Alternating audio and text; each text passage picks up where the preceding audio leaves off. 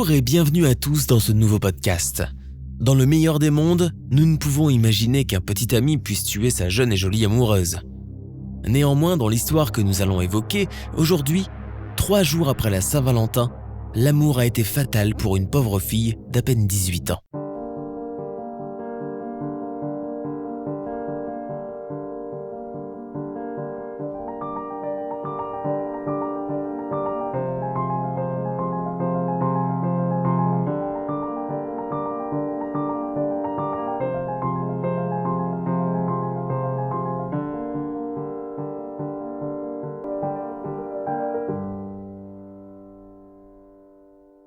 Cela est arrivé le dimanche 17 février 2008 dans le Nord, dans la banlieue de Lille, un petit village paisible appelé Erquinghem-le-Sec.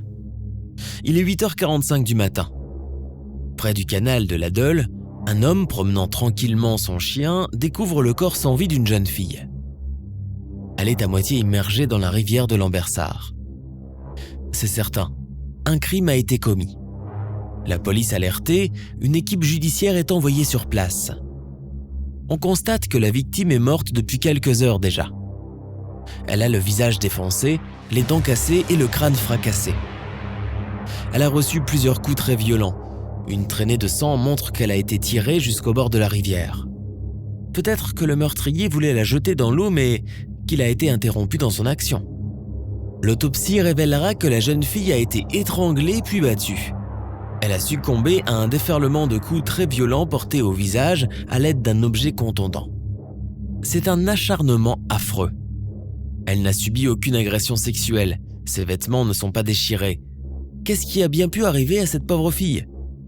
Est-ce l'œuvre d'un rôdeur ? Ou est-ce quelqu'un qui la connaissait et qui l'a battue à mort après une dispute ? On ratisse les alentours de la scène du crime à la recherche du moindre indice. On se met à chercher près du corps pour trouver un sac, un portable ou une preuve quelconque qui peut identifier la jeune fille. Mais on ne trouve rien. Rien qui puisse l'identifier et connaître son identité. La police décide de vérifier s'il y a eu récemment un signalement de disparition. Il se peut que la famille de la jeune fille la cherche déjà. Puisque le corps est retrouvé près de la rivière, les enquêteurs font appel à un homme grenouille pour chercher dans la rivière à proximité du corps le moindre indice dans le fond. Le plongeur trouve un cric de voiture juste à 1 mètre du corps. L'objet ne présente aucune corrosion et ne contient pas de moisissure verdâtre. Il n'a pas séjourné longtemps au fond de la rivière. Cela veut dire que l'on vient de le jeter là. On l'envoie au laboratoire pour analyse. Le médecin légiste constate que les coups portés à la victime correspondent exactement à l'impact laissé par l'un des côtés du cric.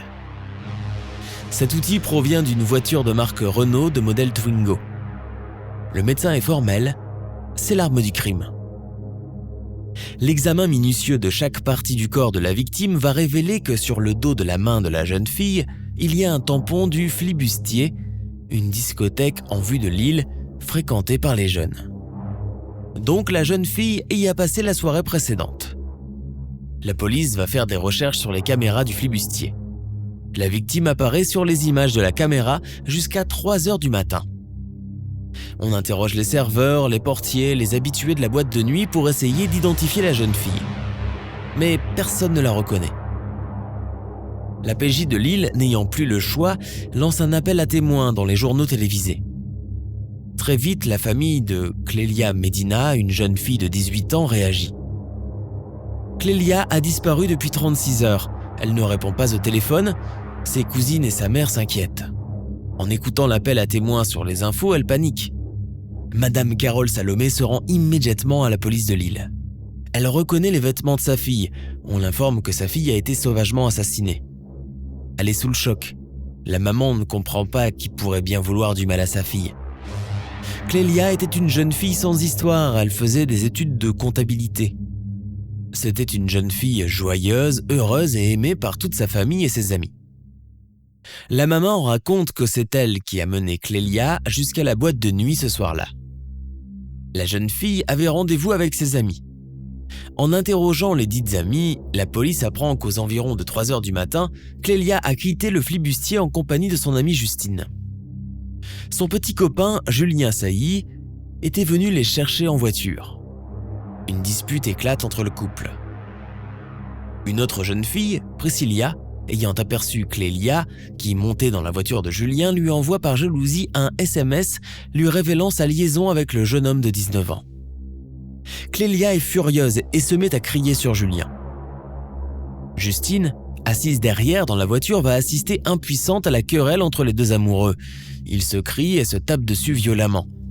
À un moment, Clélia a voulu même sortir de la voiture, mais Julien l'est rattrapé violemment par le cou. Arrivés près du domicile de Justine, ils sortent ensemble.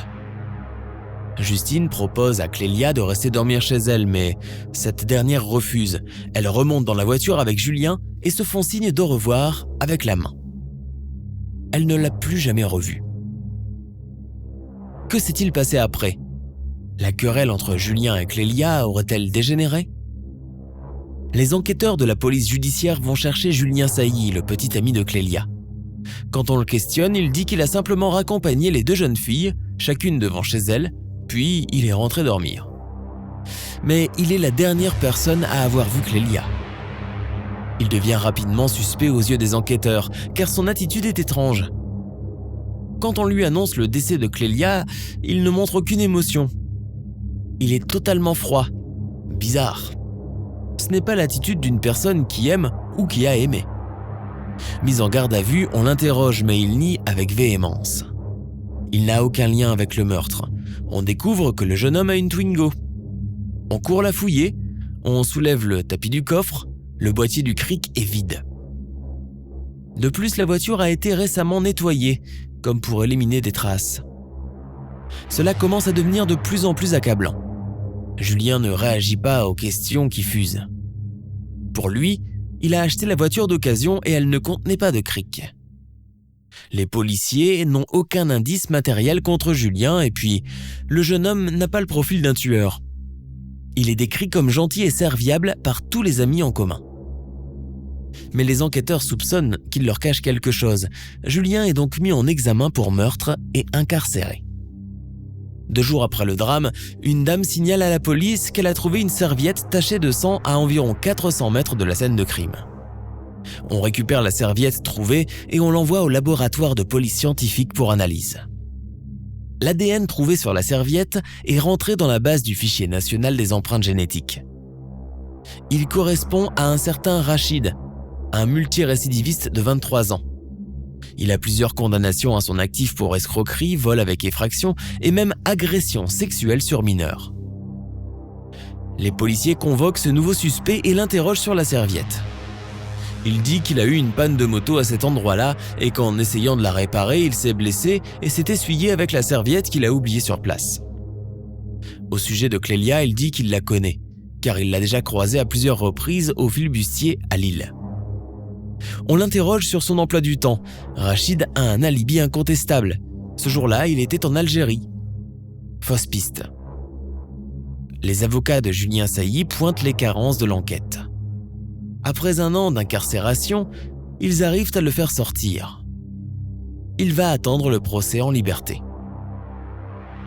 Les parents de Clélia, convaincus de la culpabilité de Julien, sont indignés de voir l'assassin de leur fille en liberté. Ils créent une association appelée « Association Princesse Clélia ».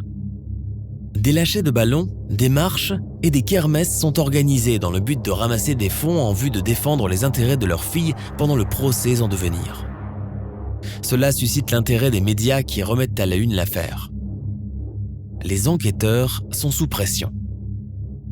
Un mouchoir en papier ramassé sur la scène du crime dévoile enfin l'identité d'un nouvel ADN. C'est celui d'un homme que certains témoins disent avoir aperçu cette nuit-là le long du canal. Un certain Karim, bien connu des services de police. Karim dit qu'il vient souvent sur le canal pour jouer au foot avec son fils. C'est possible qu'il se soit mouché avec un Kleenex, mais Karim n'a pas de Twingo. Encore une fausse piste. Le juge d'instruction chargé de l'affaire fait des recherches sur la vie de Julien Sailly. Il s'avère que c'est un jeune homme impulsif, jaloux et bagarreur. Il aimait Clélia, mais il était immature. Ils se disputaient souvent. Il y avait de la jalousie entre eux. Il lui a porté des coups à plusieurs reprises. La juge fait passer des tests psychologiques à Julien. Il ne souffre d'aucun trouble mental. Les enquêteurs épluchent les communications téléphoniques et les SMS envoyés des téléphones portables de Clélia et Julien ce soir-là. Ils constatent qu'à 5h10 du matin, le portable de Clélia s'éteint. Au même moment, Julien était en communication avec Priscilla, l'autre fille avec qui il sortait. Il lui dit qu'il n'est plus avec Clélia et que, si elle veut s'en assurer, elle n'a qu'à l'appeler sur son portable. Pourquoi dit-il cela ? Parce qu'il sait que Clélia est incapable de répondre à cet instant précis ? Parce qu'il sait qu'elle n'est plus en vie ? Priscilla appelle effectivement Clélia, mais elle ne répond pas. Pour la juge d'instruction, il est clair que si à 5h10 Clélia ne répond plus, c'est que le drame est déjà arrivé et que Julien sait plus ce qu'il n'en dit. En juin 2011, le procès s'ouvre devant les assises de Douai. Julien comparaît libre. À quelques mètres des parents de Clélia, le face-à-face est tendu. Eux, ils n'ont plus aucun doute, c'est lui le coupable. Mais le procès est reporté à cause d'une erreur de procédure. La salle s'embrase et les deux clans, la famille de Clélia et les supporters de Julien, s'affrontent jusque dans la rue. Il a fallu la police pour les séparer.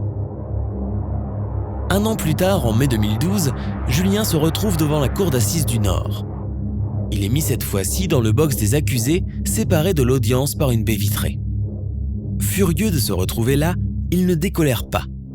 La famille de Clélia espère que la justice, cette fois-ci, sera rendue. La défense multiplie les offensives devant la cour en fustigeant l'impartialité de la présidente l'an passé, remettant en cause l'enquête de police et insistant sur les aveux inexistants. On déplore une culpabilité interprétée. L'avocat général, Luc Frémiot, évoque le machiavélisme de l'accusé qui a poussé Priscilla à téléphoner à Clélia, déjà morte. Il a tué 2 fois, Clélia. Une première fois en l'étranglant, une deuxième fois après s'être rendu compte qu'elle n'était pas morte. La cour suit les réquisitions du parquet. Julien Sailly sera condamné à 20 ans de réclusion criminelle. En octobre 2013, la cour d'assises du Pas-de-Calais le condamne en appel à 20 ans de réclusion criminelle. Son pourvoi en cassation a été rejeté en décembre 2014. Nous sommes à la fin de notre émission du jour. N'hésitez pas à écouter les autres émissions du podcast et à prendre 5 secondes pour nous laisser un 5 étoiles sur iTunes. C'est vraiment très important pour nous. Vous pouvez aussi vous abonner pour ne pas rater les prochains épisodes et nous suivre sur Facebook pour nous en proposer de nouveaux. Merci et à bientôt.